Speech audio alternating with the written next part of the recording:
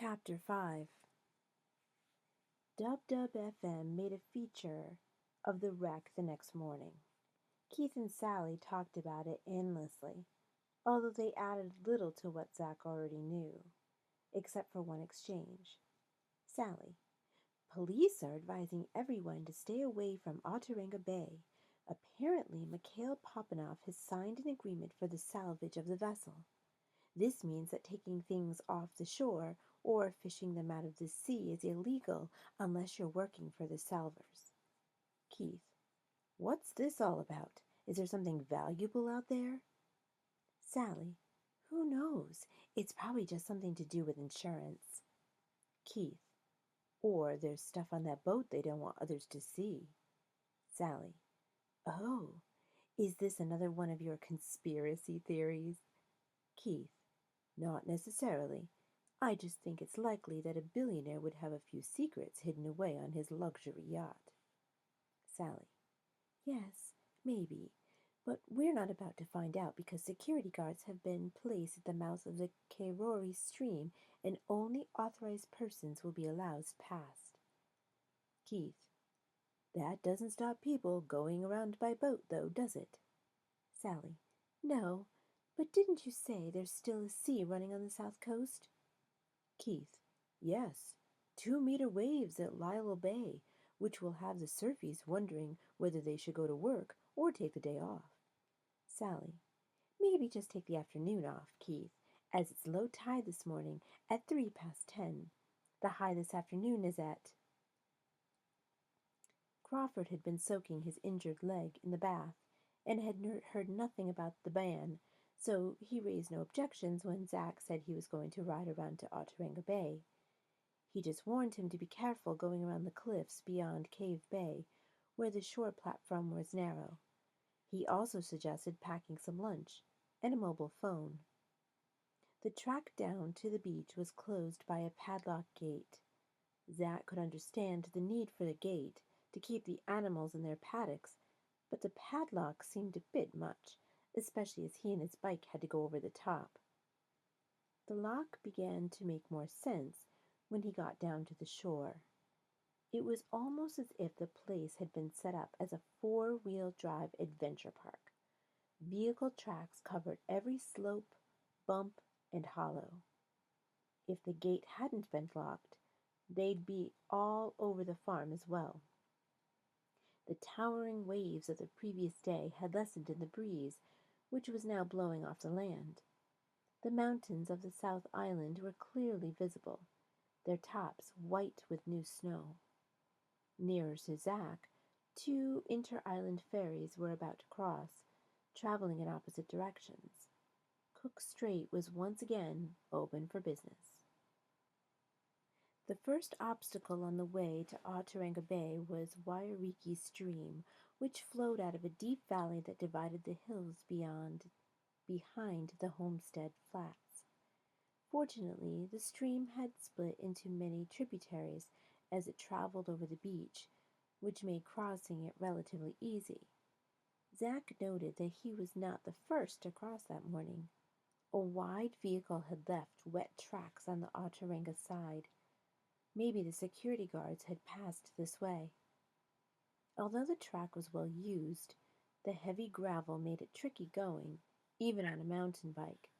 It was worse still crossing Cave Bay, where waves had destroyed the track during the storm. The cliffs that had blocked his view the day before marked the end of the bay.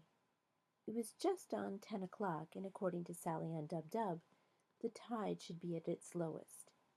And yet some waves were still surging up to the cliffs before flowing back in the rattle of gravel. The best Zack could do was hop off and carry his bike, rushing from rock to rock between waves. The track resumed on the other side, although it was not as clear as before, suggesting that fewer vehicles made it this far. He crossed several streams coming down off Outlook Hill before reaching the southern end of Otterenga Bay. It had taken an hour, and Zack was ready for a rest. There was no sign of the vehicle that had come before him, or of the people in it. In fact, there was no sign of any life. which was disappointing. On his way around the rocks, Zack had imagined finding a wolf, one which would come when he called the name Tasha. It had been a stupid thought. Chances were there was no wolf, nor any other animal. More likely, the pet who had eaten from the silver bowl was now dining out of a similar bowl in Sydney. There was more wreckage on the beach than before, although as yet there was no indication that anyone was trying to salvage it. Maybe the salvors were behind the cable building, near where the bowl was hidden. A clearer view was required, and the best place was further out on the headland. Although scrambling over the rough rocks wasn't easy, it yielded a much better view. Zack tried to stay low and hidden behind the bigger rocks, just in case somebody was looking his way. This required so much of his attention that he was only vaguely aware of a bad smell, until he put his hand on a pile of black, slimy stuff. Then the stink of animal poo was overpowering. "Yuck!" he cried, flicking his hand to get rid of the muck. "What's that?" Some of the stuff came off and splattered against the rocks, creating more of a stink, but plenty stayed stuck to his hand. He moved towards a rock platform where he thought there might be a pool tucked in among the rounded rocks, somewhere to wash his hands. He never made it. As he climbed onto the platform, he was greeted by a deep growl, the sound of a large animal. He ducked back down. Was this the animal from the yacht? It didn't sound like any pet he'd heard before. Cautiously, he raised his head. Again, the animal growled. But this time, instead of ducking, Zack looked around, searching for the creature. There was nothing. Breathing deeply, he stood to get a clearer view. The growling got louder. Then a rock in front of him reared up, a mouth opened, and a roar of a lion filled the air. Except it wasn't a lion, not any sort of cat. It was a seal, a large bull who didn't like his morning snooze being disturbed by some puny human. Zack scrambled backwards away from the creature. This was a foolish move. He'd taken just 2 paces when his foot caught in a gap between 2 rocks, causing him to crash onto his back. For a moment, the seal was out of view, although that didn't stop the roaring, which seemed to get louder as if the animal was almost on top of him. Zack struggled to free his foot, expecting an attack at any instant. It never came. The roaring lessened to a growl. By the time Zack released his foot, the growling, too, had gone and been replaced by heavy breathing. He took a peek and saw that the eel had returned to being a rock. Except this time he could see the rise and fall of its body as it breathed. Leaving it to sleep, he moved away to find some water in a safer place. The smell hadn't been entirely washed away when Zack resumed his journey. Keeping an eye out for both humans and animals, he wheeled his bike along the gravel. For most of the way, the cable buildings were hidden behind the cliffs.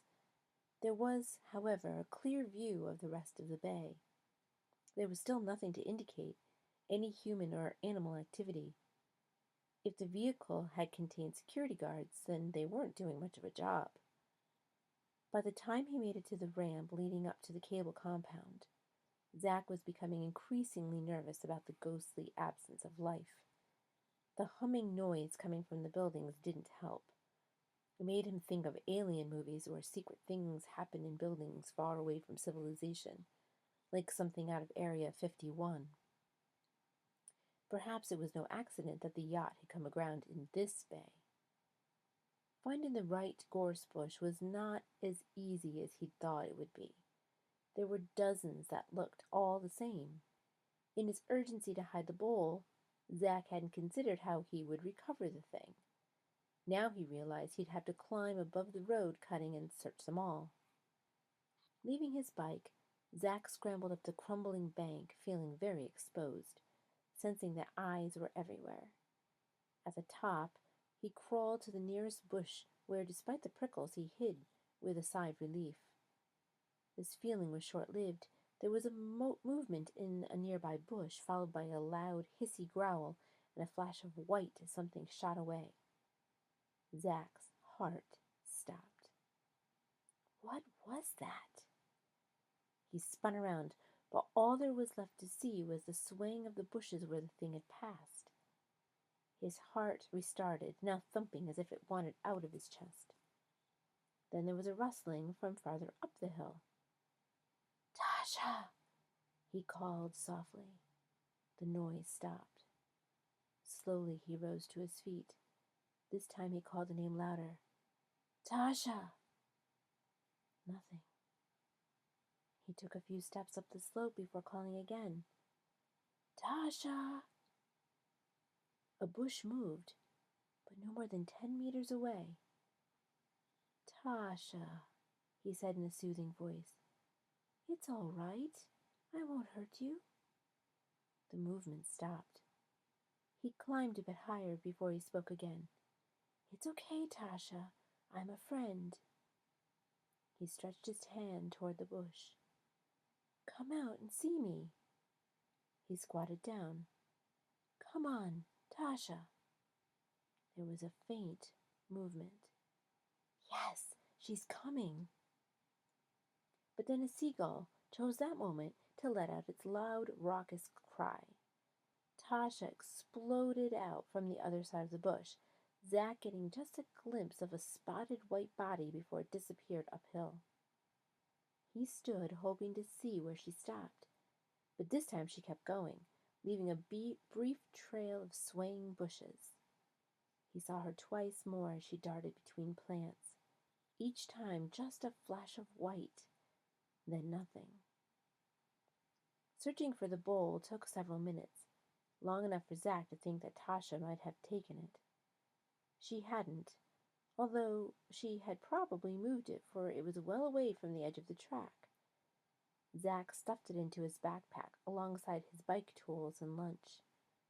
He stood to take a look around the bay. All was just as quiet as before, almost as if his encounter with the animal hadn't happened. A short time later, he was back on his bike, heading around the bay. He would eat while he checked to see if anything new had washed up overnight. It wasn't until he rode around the north side of the building that he discovered that the vehicle had made the tracks around the coast. Tucked away in some bushes was a ute that Americans would call a monster pickup. All it needed was a set of horns on the bull bars, and it could have been straight out of Texas. After another brief moment of panic, Zach figured that if anyone was in it, they would already be shouting at him. But if they weren't there, where were they?